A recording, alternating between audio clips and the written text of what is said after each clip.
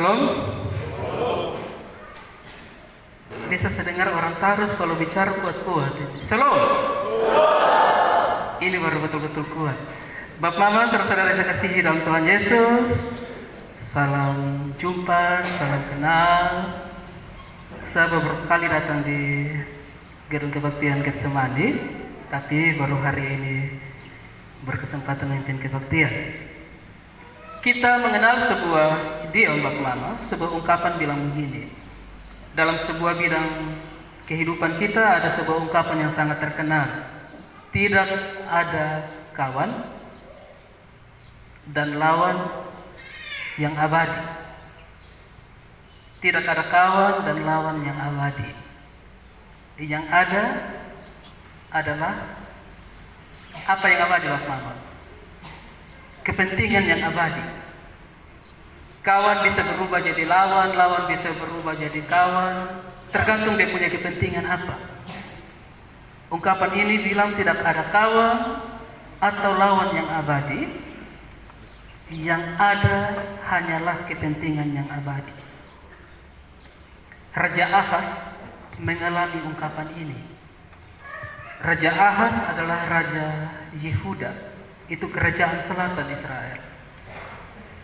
Ada dua tetangga kerajaan, yaitu kerajaan Syria, ibu kotanya Damsyik.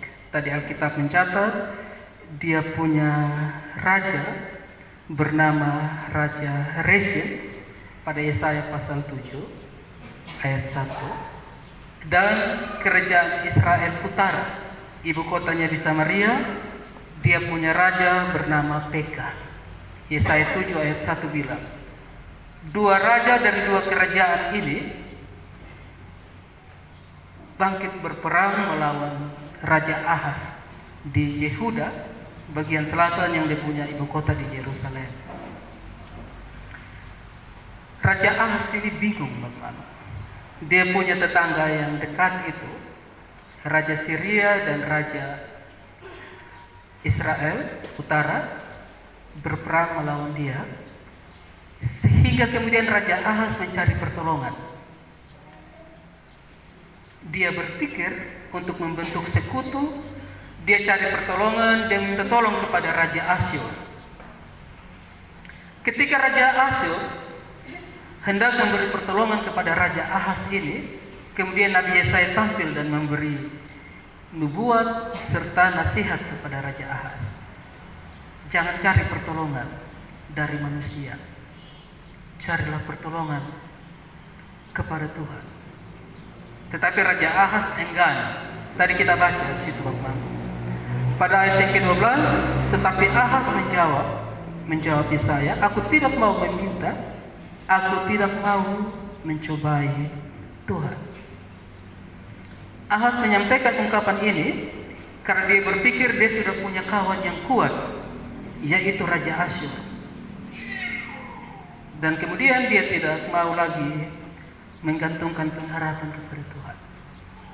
Ketika Raja Ahaz tidak mau meminta pertolongan dari Tuhan Bapak, dan bersandar kepada Raja Asyur, kemudian cepat dan dengan situasi yang sangat cepat Raja Asyur mulai mengaruhi Raja Ahaz. Dalam buku sejarah suci Bapak Mama menyebutkan Raja Ahaz ini bahkan mempersembahkan dia punya anak laki-laki untuk menyembah dewa Baal yang disembah oleh orang Asyur. Dan kemudian bait suci di Yerusalem, Raja Ahaz ini membuka bait suci itu untuk menyembah berhala orang-orang Asyur. Sampai di titik ini Bapak Mama, Raja Ahaz masih berpikir bahwa Raja Asyur adalah dia punya sekutu. Dia punya teman untuk melawan Raja Israel dan Raja Syria. Tapi kita lihat pada ayat yang ke-8, pasal 8 Bapak Mama. Ternyata kawan bagi Ahaz, yaitu Raja Asyur, kepentingan yang besar membuat dia kemudian menyerang Yehuda. Dan pada tahun 500-an kemudian Bapak Mama, Yehuda jatuh ke tangan Asyur. Semua orang Israel, utara dan selatan dibuang sebagai orang-orang buangan ke tanah Asyur. Sampai di titik ini Pak Mama, Yesaya kemudian tampil memberi nasihat kepada Raja Ahaz, nasihat yang tidak mau dia dengarkan. Pada perikop sebelumnya, pada pasal 7 ayatnya yang keempat, melalui Yesaya Tuhan bilang begini kepada Ahaz, dan katakanlah kepadanya, teguhkanlah hatimu dan tinggallah tenang, janganlah takut dan janganlah hatimu kecut karena kedua puntung kayu api yang berasap ini, yaitu kepanasan amarah Rezin dengan Aram dan anak Remalia. Oleh karena Aram dan Efraim dengan anak Remalia telah merancang yang jahat atasmu. Nasihat dari Yesaya kepada Ahaz tidak mau dia dengarkan. Dia tetap menggantungkan pengharapan kepada teman yang bernama Raja Asyur, tapi kemudian teman itu berubah menjadi lawan bagi Ahaz. Dengan juga Asyur menyerang Yehuda dan Yerusalem di kerajaan selatan. Pak Mama, saudara kasih Tuhan Yesus, menurut Yesaya yang menyampaikan nubuat yang berasal dari Tuhan. Dan dalam perikop kita hari ini, perikop itu berjudul pemberitaan mengenai Immanuel, Allah menyertai kita. Dan dalam tema perenungan kita oleh Majelis Sinode Gemit disebut Allah beserta kita. Yesaya menasihatkan Ahaz, jika Tuhan beserta Ahaz, dan jika Ahaz menggantungkan pengharapan kepada Tuhan, maka pergumulan yang Ahaz alami, yaitu serangan dari bangsa Syria maupun serangan dari bangsa Israel bagian utara, jika Allah beserta mereka, maka tantangan, maka peluang itu akan diubah menjadi berkat. Tantangan akan diubah menjadi peluang. Jika Allah beserta orang Yehuda, dan jika orang Yehuda berseru meminta tolong kepada Tuhan, maka peluang untuk ada dalam damai sejahtera menjadi peluang yang mengatasi tantangan yang ada di depan mereka. Ada dua hal di situ, Bapak Mama. Yang pertama, Raja Ahaz harus berserah kepada Tuhan, dan hal yang kedua tentang Allah yang berinisiatif. Nah, pembimbing kita tadi bilang begini, Bapak Mama, pada Yesaya pasal 7, sebagai nasi bimbing kita tadi, Nabi Yesaya mengungkapkan pada ayatnya ke-14, sebab itu Tuhan sendirilah yang akan memberikan kepadamu suatu pertanda. Sesungguhnya seorang perempuan muda mengandung dan akan melahirkan seorang anak laki-laki, dan ia akan menamakan dia Immanuel. Dan menurut Injil Matius, Immanuel itu yang berarti Allah menyertai kita, Allah beserta kita. Bapak Mama saudara yang dikasihi oleh Tuhan Yesus, dalam nasihat Nabi Yesaya ini tentang Immanuel, tentang Allah yang beserta kita, dalam kesaksian hidup Raja Ahaz, jika Allah yang adalah Immanuel itu beserta kita, dan kita berada di dalam penyertaan Tuhan, maka akan melahirkan dua sikap hidup kita. Yang pertama, Bapak Mama, sikap hidup itu adalah membangkitkan semangat dan pengharapan.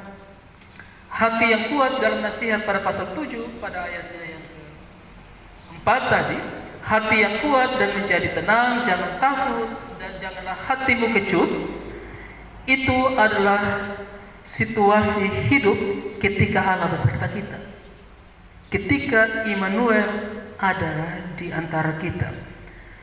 Ahaz tidak perlu menjadi khawatir akan serangan baik Raja Israel Utara maupun serangan Raja Syria. Kenapa begitu? Karena jika Allah beserta mereka, maka peluang-peluang akan muncul untuk kehidupan mereka.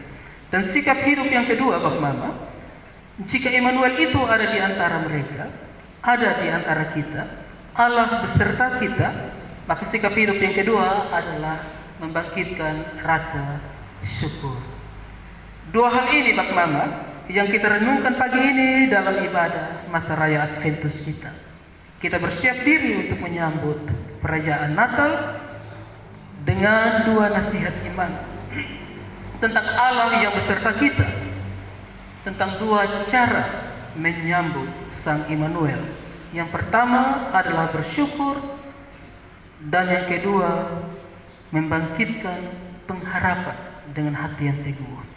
Tentang membangkitkan pengharapan dengan hati yang teguh, dalam nasihat Yesaya ini Pak Mama, kita dinasihatkan pengharapan akan kedatangan Sang Immanuel, Kristus Juru Selamat kita, harus membuat kita memiliki hati yang teguh dan masuk dalam perayaan Natal dengan hati yang penuh syukur.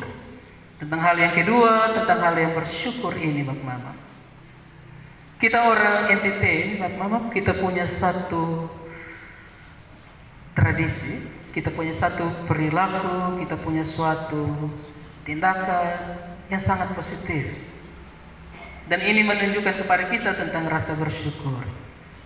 Besok kalau Papa Mama atau anak-anak muda makan di warung, setelah makan, setelah kenyang, kemudian bayar uang kepada pemilik warung, entah Mbak atau Mas atau siapa yang mengusahakan warung itu. Kemudian dia kasih kembali uang kepada kita. Jika kita membayar dengan uang yang lebih, kita bisa bilang apa kepada itu penjual? Terima kasih ya. Papa Mama bisa bilang begitu ya, terima kasih. Anak-anak muda bisa bilang terima kasih ya. Anak-anak muda biasa terima kasih. Iya. Ungkapan terima kasih ini menjadi ciri khas kita di sini. Tapi saya tanya ini kepada bapak-bapak, juga kepada anak-anak muda, tentang prinsip yang sama. Kalau di warung kita makan habis, kita kenyang, kita bayar, kita bilang terima kasih. Kalau makan di rumah, sama-sama lapar, sama-sama kenyang, dia punya beda tidak bayar Pak Mama ya. Berapa banyak anak-anak muda yang bilang terima kasih kepada dia punya mama yang masak? Atau berapa banyak bapak-bapak yang bilang terima kasih? Kalau di warung kita ringan sekali bilang kepada Mbak atau Mas, kita bayar, kita bilang terima kasih. Tapi kalau di rumah berapa banyak dari kita yang bilang terima kasih? Setelah kita makan, dan seringkali kita melupakan ungkapan terima kasih sekalipun kita tidak membayar. Bapak Mama, pengharapan akan kedatangan Sang Immanuel membangkitkan rasa syukur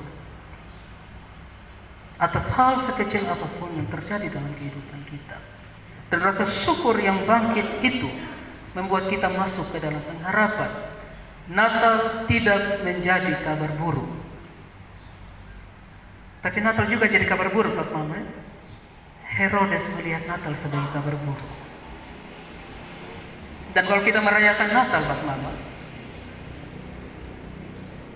dan orang yang di sekitar kita melihat itu sebagai kabar buruk, maka sesungguhnya kita tidak merayakan Natal. Kalau kita punya petasan bunyi lebih besar, orang yang jantung kaget, syukur-syukur tidak meninggal, itu kabar buruk bagi yang sakit. Kalau kita merayakan Natal dengan tidak membawa damai sejahtera untuk lingkungan di sekitar kita, bagi keluarga di antara kita, kita kehilangan makna Natal. Tuhan Yesus memberkati kita sekalian Pak Mama, belajar dari Raja Ahaz yang tidak bersyukur untuk apa yang dia miliki dalam penyertaan Tuhan, belajar dari Raja Ahaz yang salah memilih teman, yang kemudian berubah menjadi lawan dalam kehidupannya. Kita merenungkan arti Natal pada minggu terakhir Advent di sini. Tuhan Yesus memberkati kita sekalian. Amin.